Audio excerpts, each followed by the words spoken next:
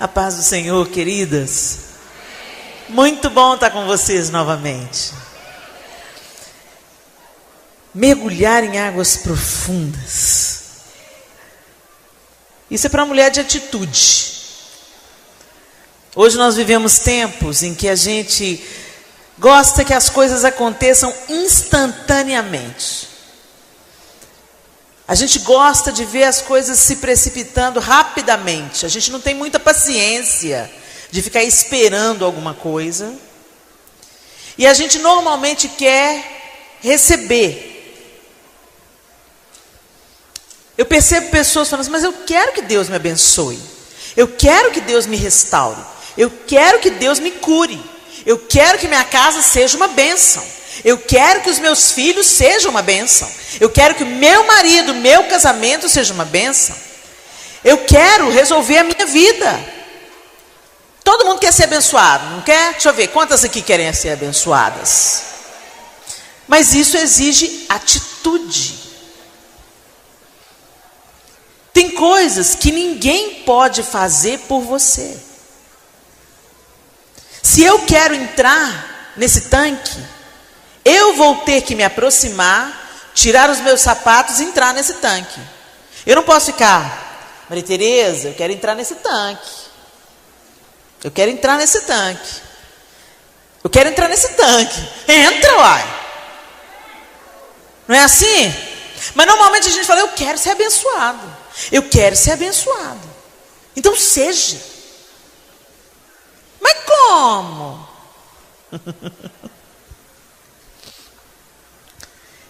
E aí, às vezes, a gente até busca.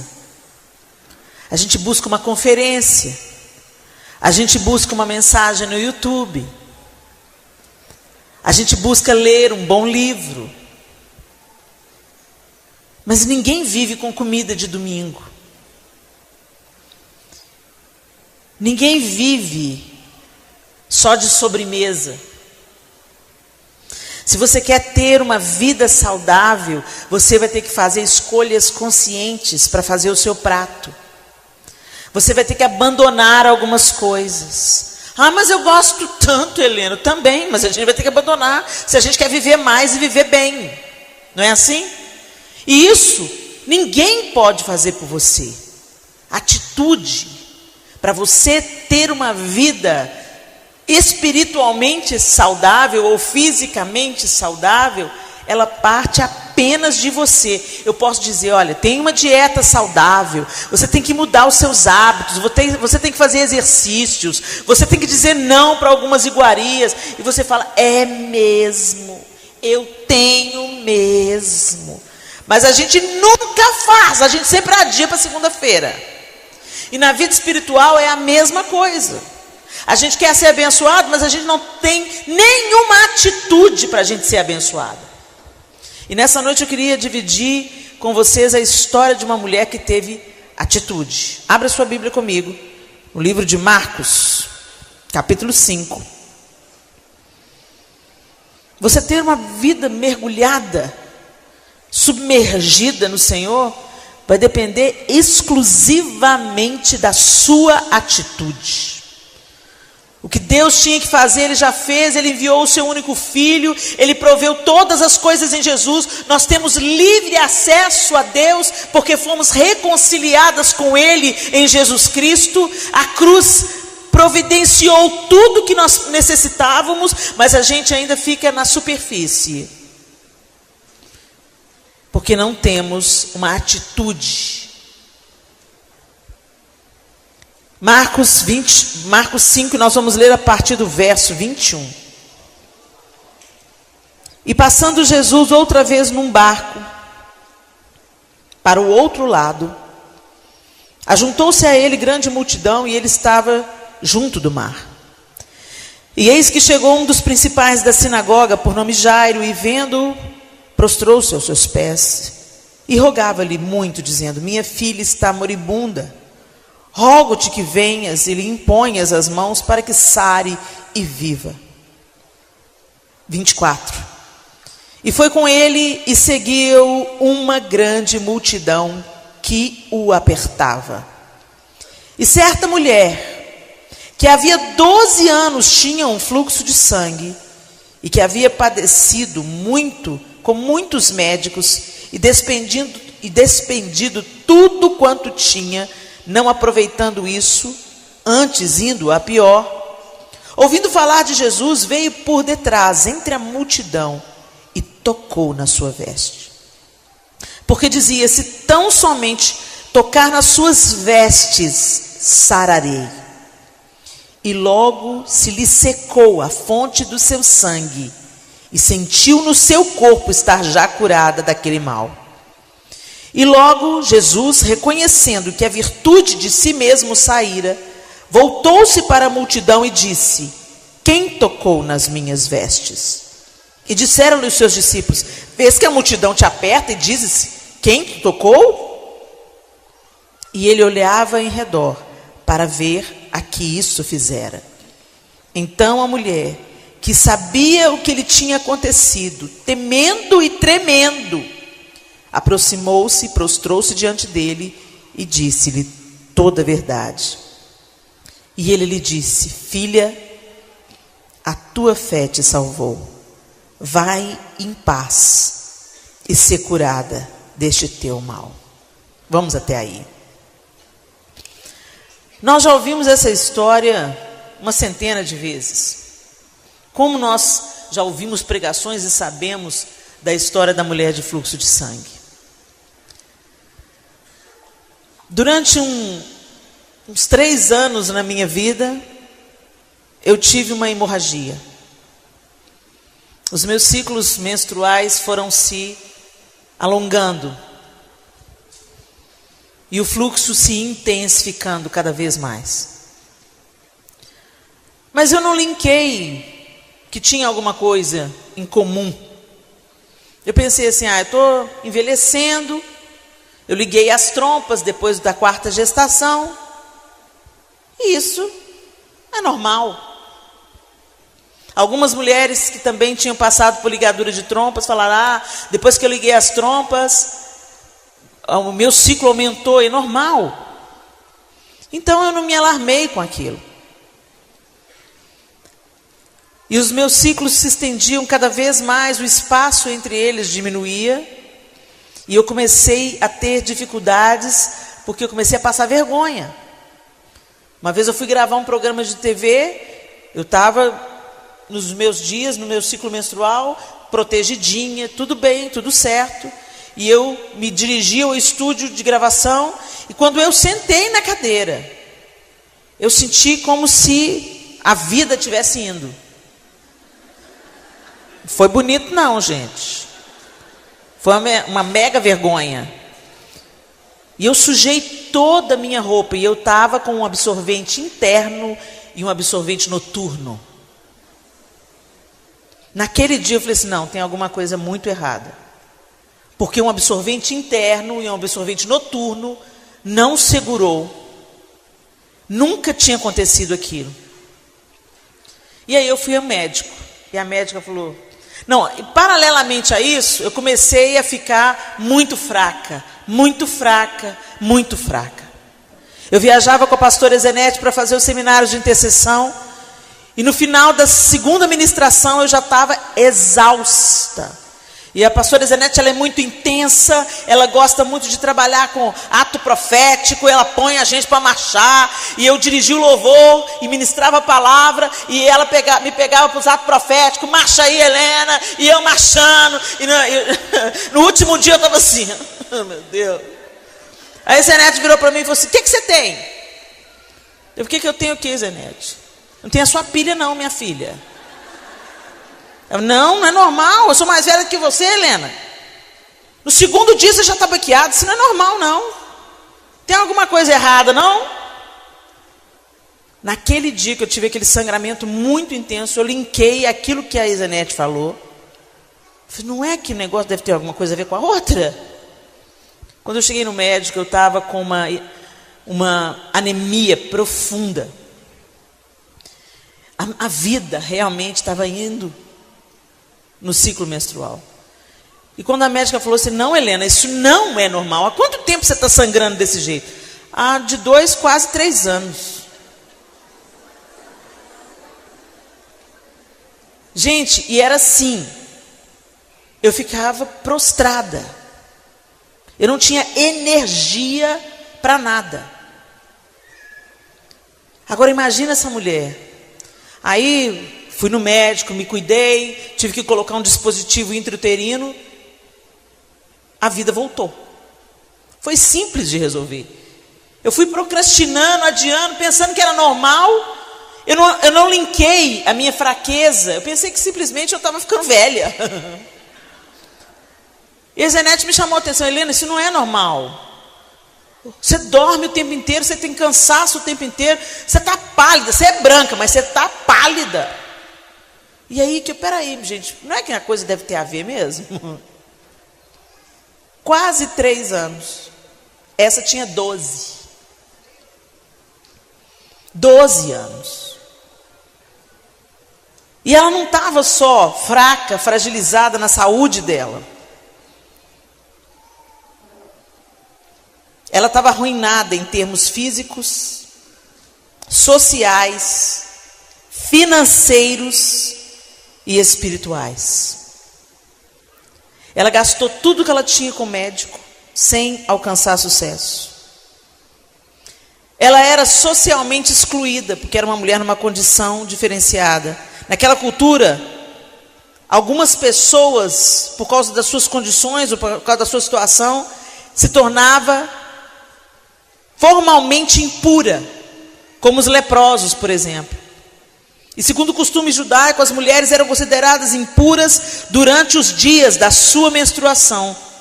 Então, por 6 dias, a mulher era considerada impura, cerimonialmente impura. Então, ela tinha uma série de restrições, ela não podia tocar em uma série de coisas, ela não podia adorar. Você já pensou? Ela tinha 12 anos impura. 12 anos imunda.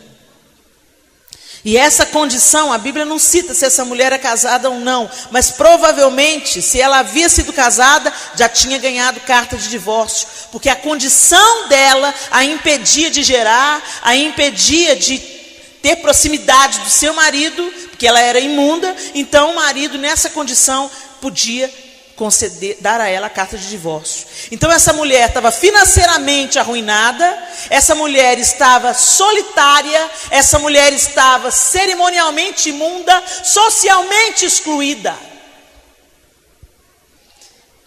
Como se não bastasse, a saúde tinha ido embora. Mas ela, no coração dela, ela falou: se eu tocar nele,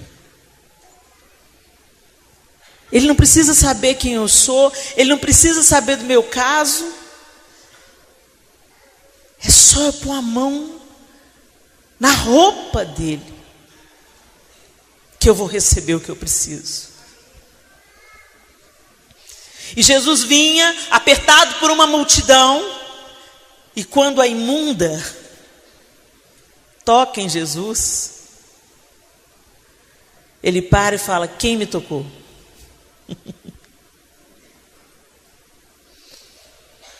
Como quem te tocou, Senhor? Todo mundo está te tocando. Está todo mundo te apertando, mestre. Você tem senso de humor, né?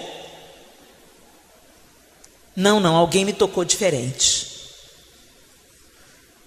Alguém me tocou e extraiu vida de mim.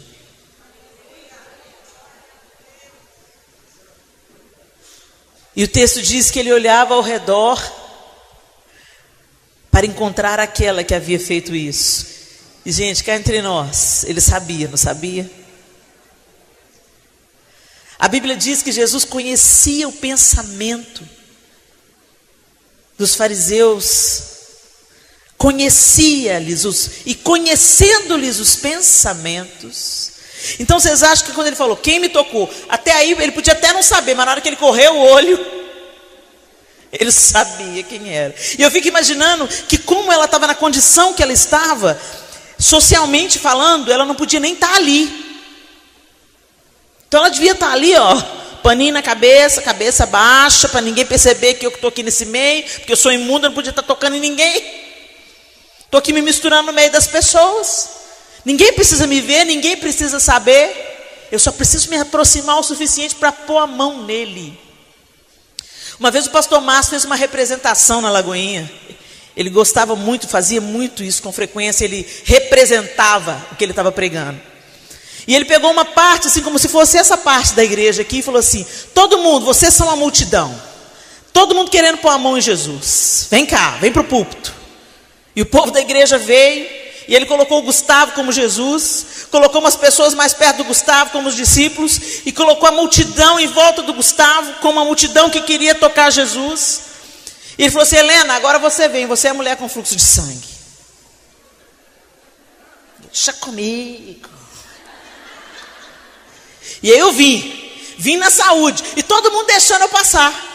O pastor Márcio, não, vocês não estão entendendo. A multidão não deixou a mulher passar, a multidão também queria tirar um pedacinho de Jesus. Todo mundo queria ver Jesus, tocar Jesus, pedir Jesus para ir lá na casa dele quebrar o galho. Todo mundo estava atrás de Jesus. Aí começou meu desespero, porque aí a multidão fez assim, ó. E eu querendo chegar no pastor Gustavo, que era o Jesus da representação, e eu não conseguia chegar no Gustavo, e aí eu tentava ir por baixo, eu não conseguia. Foi me dando um desespero. Aí eu fui a orquestra naquela época estava montada em frente ao púlpito da Lagoinha. Aí eu apelei, fui para os bancos da orquestra, subi nos bancos da orquestra, pulei no púlpito e tá! Na barra da calça do Gustavo. E, gente, quando eu pus a mão na barra da calça do Gustavo, eu me senti a mulher com fluxo de sangue. Eu falei assim: meu Deus, eu não fazia ideia o esforço que ela deve ter feito. O esforço, ela já estava fraca. E eu fico imaginando que o texto fala que ela estava temendo e tremendo. O olhar de Jesus deve ter encontrado dela. Não tinha como ela esconder, não tinha como ela fugir dele. Ela tinha que dizer: fui eu. Sabe por quê, mestre? E eu fico imaginando quando ela falou: fui eu. Todo mundo, a multidão olhando para ela. Olha lá quem é a fulana. Como é que essa atrevida está aqui no nosso meio? Essa mulher tinha que estar separada. Ela era praticamente uma leprosa. E o leproso era o seguinte: ele vinha com um sinetinho na cintura, gritando: imundo, imundo, para todo mundo ir afastando. Ela estava numa situação muito semelhante. E Jesus chama essa mulher e joga um holofote em cima dela. Essa mulher não era apenas a mulher imunda, não era apenas a mulher falida, não era apenas a mulher doente, não era apenas a mulher sozinha. Ela era também uma mulher inserida na cultura judaica, que não tinha voz em público. As mulheres não podiam falar em público, porque o timbre de voz da mulher era considerado sedutor. E Jesus deu voz para ela. Quem me tocou? Todo mundo está te apertando, mestre. Sim, mas alguém me tocou de uma maneira que extraiu virtude de mim. E ele olha para ela. E é como se ele dissesse: conta, testemunha, proclama. E ela diz: fui eu, mestre. Eu padecia de uma doença há 12 anos. E eu sabia que se eu te tocasse, eu seria curada. Ok, Helene, o que isso tem a ver com a gente? Tem muitas mulheres hoje que também sangram. Sangram pelo coração. O coração sangra. Abusos verbais, sexuais. Às vezes há 12, 15, 20 anos. Eu conheci uma senhora que foi abusada sexualmente na infância. E ela pensou, ela viu um testemunho meu e o Senhor a curou. E ela disse, eu pensava que eu ia levar esse segredo para o túmulo. Eu já vivi a minha vida, já tive meus filhos, já tive meus netos. Isso aconteceu na minha infância. Sangrando de 40 anos, 50 anos, sangrando.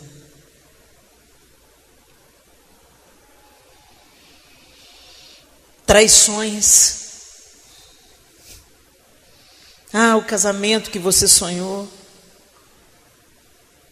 O marido para o qual você se guardou.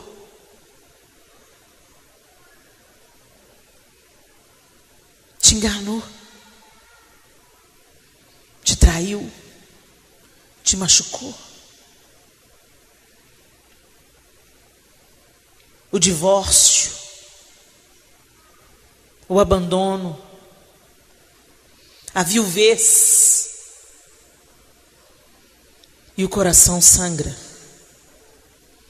A solteirice. A vontade de ter alguém com quem compartilhar a jornada. E esse alguém não chega. E o coração sangra. O aborto de um filho desejado. O aborto espontâneo de um filho desejado. O aborto provocado no momento equivocado. E o coração sangra. E você cambaleia na religião. Você busca uma anestesia ali no congresso. Você busca amortizar a sua dor com aquela canção que te abençoa.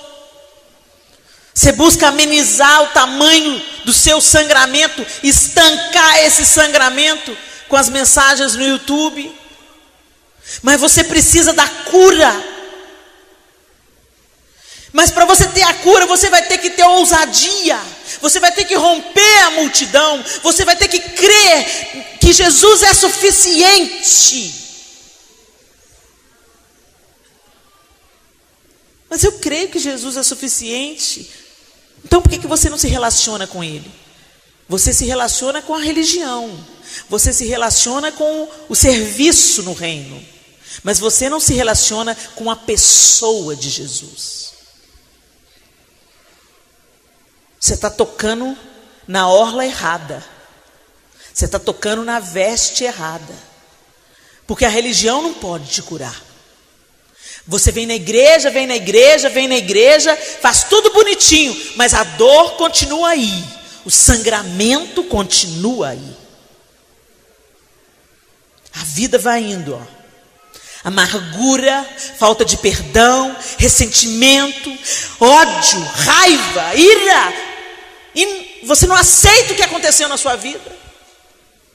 Você está com raiva de Deus, mas não se achega. Você vai para as filas de oração, mas não vai para os seus joelhos.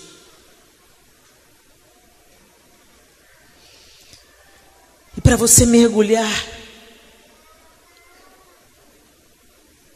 você vai ter que tomar atitudes. Você vai ter que renunciar ao conforto da sua casa, como aquela mulher fez. Aquele dia ela saiu de casa e falou: hoje eu não vou me esconder. Hoje eu não vou me esconder e ter vergonha das pessoas, mesmo que eu seja rejeitada, mesmo que eu seja publicamente humilhada, mesmo que as pessoas falem: o que você está fazendo aqui, sua imunda?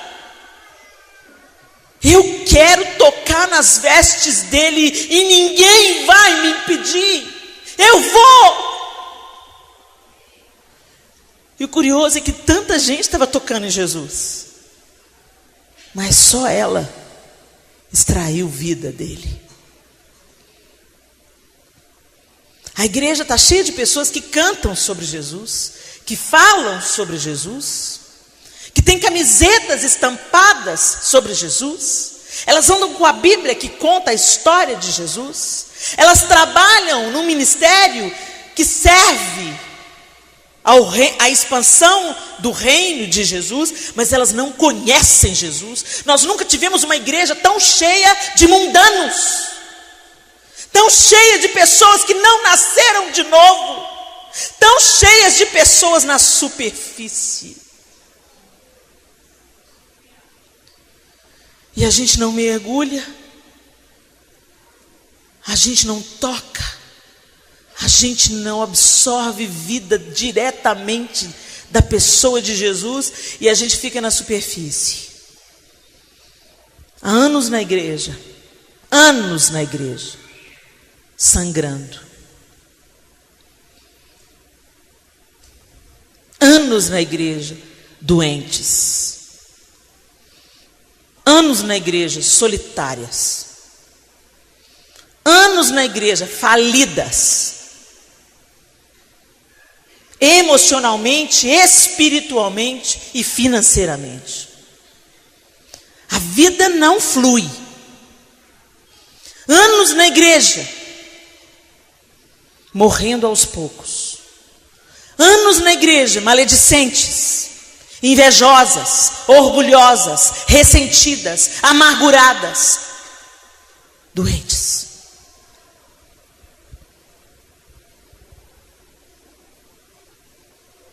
Tem que ter atitude. É extremamente desconfortável, meu sapato está sequinho. Está tão bom aqui falar com vocês do púlpito. Mas se eu quero algo novo na minha vida, eu vou ter que fazer algo novo na minha vida. E eu vou ter que escolher entrar. A decisão é sua.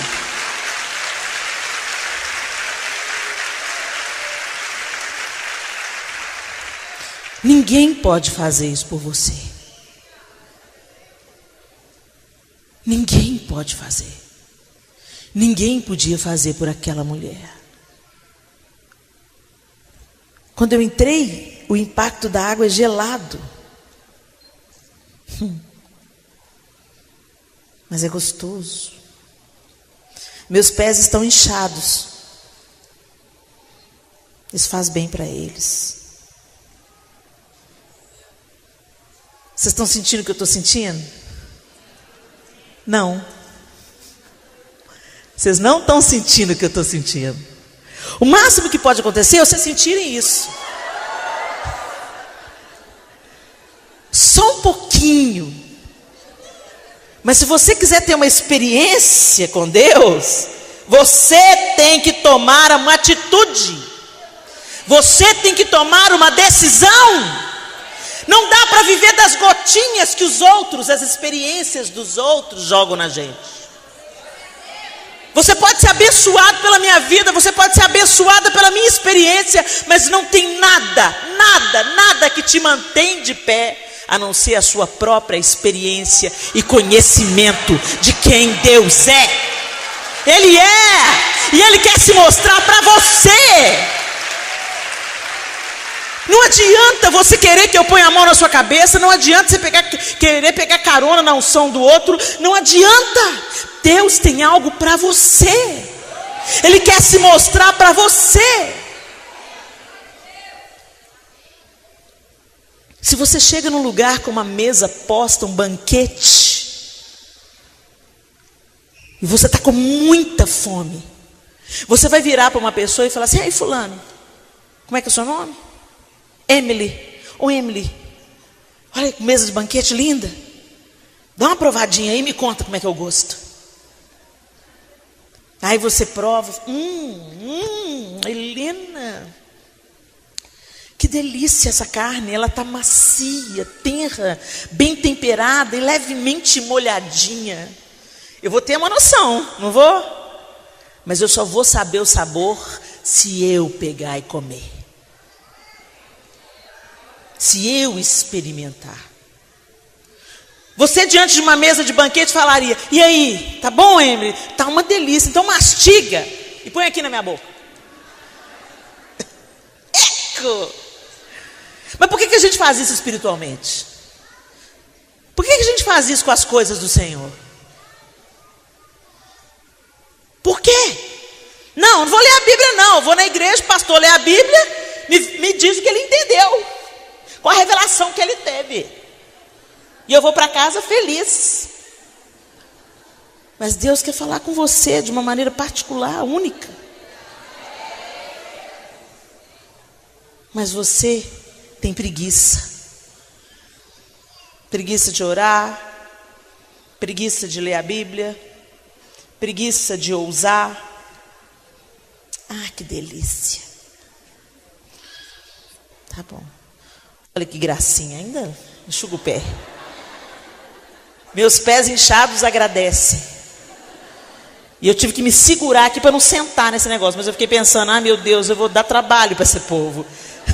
Sair aqui toda molhada, molhando, pingando até lá em cima, vai dar muito trabalho, então tudo bem. Vocês entenderam, não entenderam? Agora, espiritualmente, quando eu escolho mergulhar, eu não dou trabalho para ninguém. Muito pelo contrário, eu paro de dar trabalho. Tá bom, minha linda. E foi assim na minha vida espiritual. Durante muito tempo, eu fiquei dependendo da opinião do outro. E aí, a comida tá boa? E aí, a água tá geladinha? E aí, dá para você orar aqui, pôr na mão na minha cabeça? E eu continuava a mesma pessoa. O remédio era como uma anestesia só. Depois que passava o efeito, a dor voltava. O congresso passava e a dor voltava. O encontro passava e a dor voltava. A obra era feita, concluída, e a dor voltava.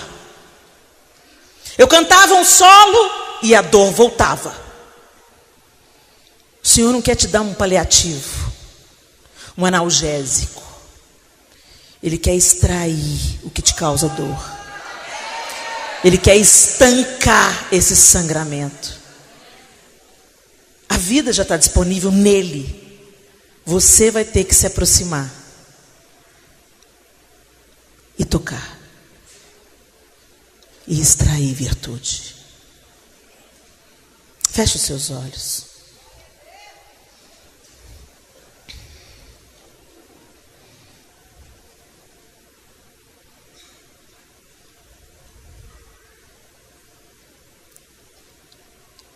Existem coisas na nossa vida que nós temos que tomar uma decisão.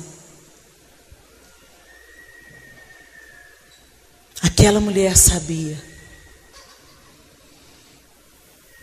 Já sofri demais, eu sei, mas eu sei que existe alguém que me ama. Já sofri demais, eu sei, mas eu sei que existe alguém que me ama, que me ama. Se eu apenas te tocar, eu sei, serei curado.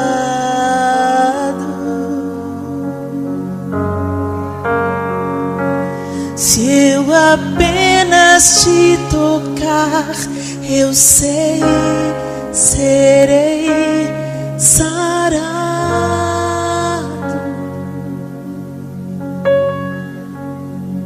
Mas a atitude é sua. Você precisa tomar essa atitude. Nós tivemos um momento hoje, um ato profético. Você colou um adesivo. Você fez um compromisso com você mesmo. Eu preciso cavar até a água brotar. Eu preciso buscar até encontrar.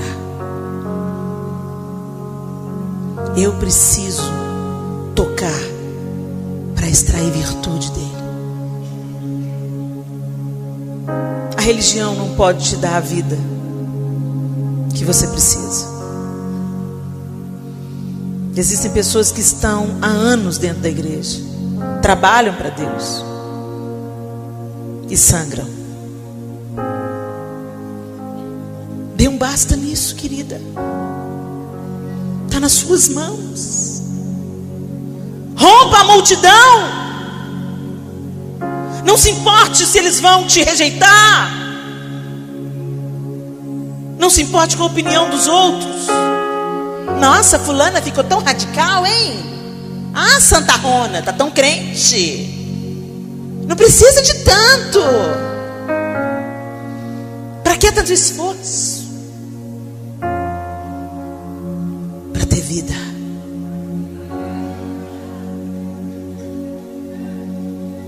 Algumas coisas têm que ser deixadas para trás. E eu não sei quais são as coisas que o Espírito Santo vai pedir a você. Não é uma questão de legalismo religioso. Pode isso, não pode aquilo. Não. Tem a ver com coisas que o Senhor vai pedir de você, que ocupam o lugar dele na sua vida. Você fala que não tem tempo para orar, mas você tem tempo sempre para o Instagram, para o Facebook. Você fala que não tem tempo para ler a Bíblia, mas você tem tempo para uma série de outras coisas que não te constroem, não te edificam.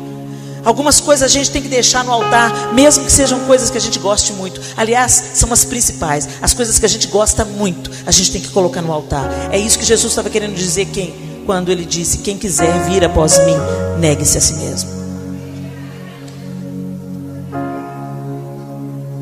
Tem coisas que você faz e estão te mantendo doente. Fazem bem para a sua alma, mas não vivificam o seu espírito.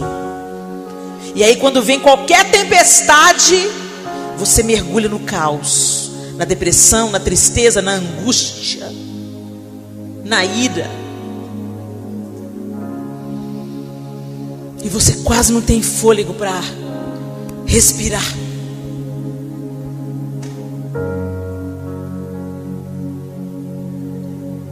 Você não se submerge no mar do Senhor, então o mar da tribulação vai te submergir.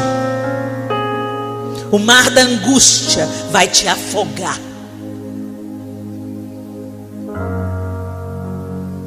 Entra nas águas. Pelos artelhos, pelos joelhos, pelos lombos. Perca o controle. E experimente lugares em Deus que você nunca experimentou. O que você precisa colocar no altar hoje? Vamos começar nesse passo. Deixa a água chegar nos joelhos de verdade. Vamos, avança. O que você vai precisar de deixar no altar hoje? Com o que você vai precisar de romper? Qual é a multidão? Qual é a sua multidão que dificulta você chegar até Jesus? A novela, o trabalho, o dinheiro, a moda, os amigos, os prazeres, as redes sociais. O que você precisa deixar no altar hoje para você ir mais fundo?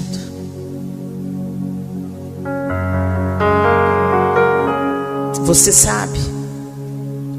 Pergunte para o Senhor: Senhor, o que está me impedindo? Seja honesta com você.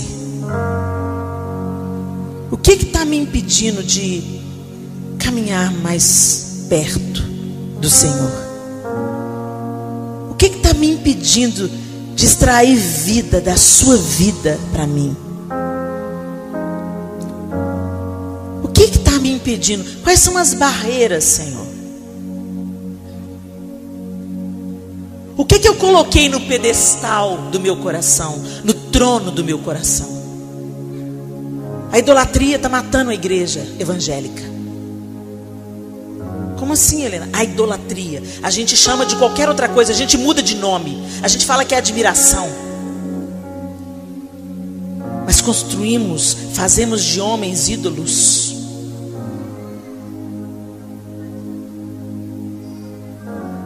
pessoas tomam o lugar de Deus. Fazemos até do culto. O culto, ao invés de adoração, muitas vezes vira entretenimento. Hoje a gente tem que ter palco, luz, telão de LED, para nossa alma ficar mais satisfeita. Antes, um hino do cantor cristão, com um teclado, careta, sem nenhum efeito de palco, luz e som, quebrantava os corações. Mas hoje a gente é movido à emoção, e a gente precisa de algo novo para deixar a gente bem excitado, bem entusiasmado com o Senhor. Estamos nos perdendo, porque aprendemos a frequentar shows, mas deixamos de ler a Bíblia, deixamos de orar, deixamos de conhecer Deus pessoalmente. Todo mundo boiando na superfície.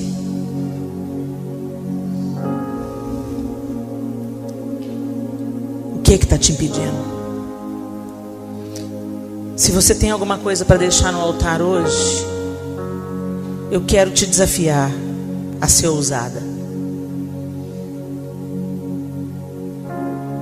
Eu queria que você que quisesse falar: Senhor, eu tenho alguma coisa para deixar no seu altar. Mas não faça isso por emoção, não. Que de Deus não se zomba, com Ele não se brinca. Faça um compromisso com Ele. Senhor, eu preciso deixar isso no seu altar, porque isso está me impedindo de chegar até o Senhor e extrair vida do Senhor. E eu quero vida, e vida em abundância. Se você quer fazer isso, saia do seu lugar e venha à frente.